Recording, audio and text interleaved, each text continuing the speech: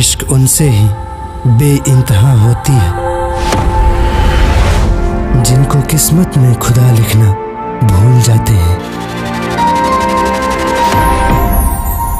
प्रेम गीत। प्रेम हमने के दोस्ती हो गई, फिर प्यार हो जाए।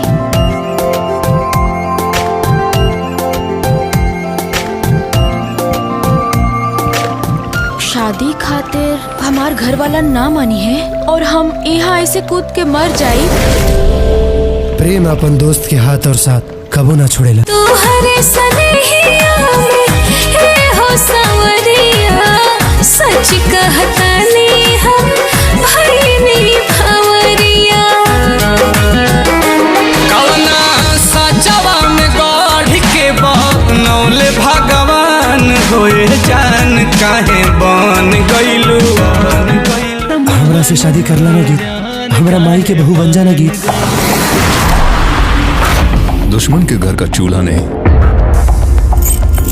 उसका घर जलना चाहिए।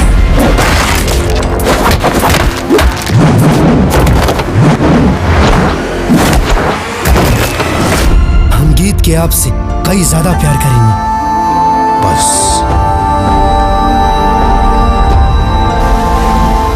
इश्क को इश्क ना जहर कह दो, लग गई दिल से तो कम वक्त जान लेती है।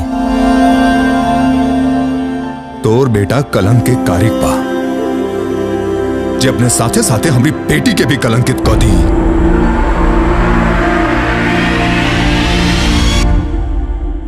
मैं तुहार एक बूंद आंसू के बदले हम पूरा दुनिया कुर्बान कर दे। लड़की का चीज भी हो।